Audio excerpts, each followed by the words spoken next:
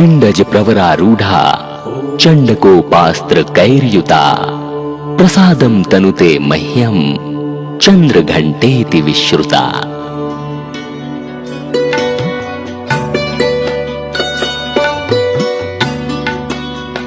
मां दुर्गा जी की तीसरी शक्ति का नाम चंद्र घंटा है।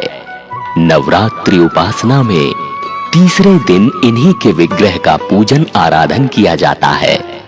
इनका ये स्वरूप परम शांतिदायक और कल्याणकारी है। इनके मस्तक में घंटे के आकार का अर्धचंद्र है। इसी कारण से इन्हें चंद्र घंटा देवी कहा जाता है। इनके शरीर का रंग स्वर्ण के समान चमकीला है। इनके 10 हाथ हैं।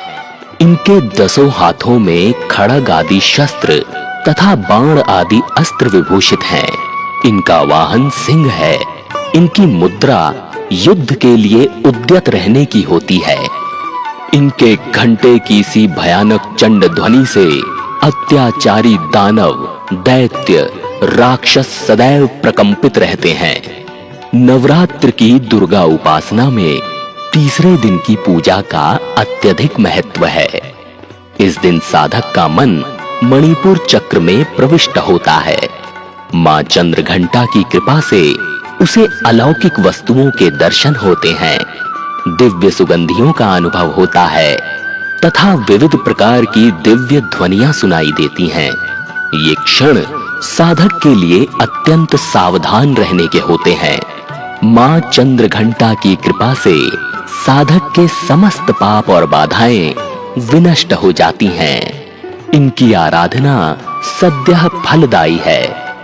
इनकी मुद्रा सदैव युद्ध के लिए अभिमुख रहने की होती है। अतः भक्तों के कष्ट का निवारण ये अत्यंत शीघ्र कर देती हैं। इनका वाहन सिंह है।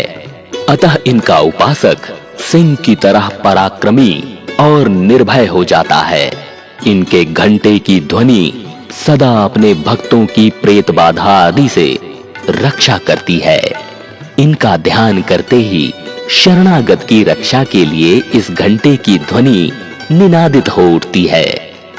दुष्टों का दमन और विनाश करने में सदैव तत्पर रहने के बाद भी इनका स्वरूप दर्शक और आराधक के लिए अत्यंत सौम्यता एवं शांति से परिपूर्ण रहता है।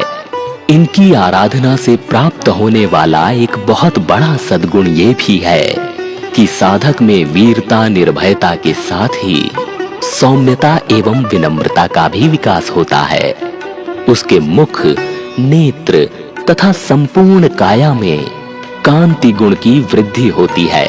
स्वर में दिव्य अलौकिक माधुर्य का समावेश हो जाता है। मां चंद्र घंटा के भक्त और उपासक जहां भी जाते हैं, लोग उन्हें देखकर शांति का अनुभव करते हैं। ऐसे साधक के शरीर से दिव्य प्रकाश युक्त परमाणुओं का अदृश्य विकिरण होता रहता है। ये दिव्य क्रिया साधारण चक्षुओं से दिखलाई नहीं देती, किंतु साधक और उसके संपर्क में आने वाले लोग इस बात का अनुभव भली भांति करते रहते हैं। हमें चाहिए कि अपने मन, वचन, कर्म एवं काया को विहित विधि विधान के अनुसार पूर्णतः परिशुद्ध एवं पवित्र करके मां चंद्र घंटा के शरणागत होकर उनकी उपासना आराधना में तत्पर हों। उनकी उपासना से हम समस्त सांसारिक कष्टों से विमुक्त होकर सहज ही परम पद के अधिकारी बन सकते हैं। हमें निरंतर उनके पवित्र विग्रह को ध्यान में रखते हुए साधना की ओर अग्रसर होने का प्रयत्न करना चाहिए।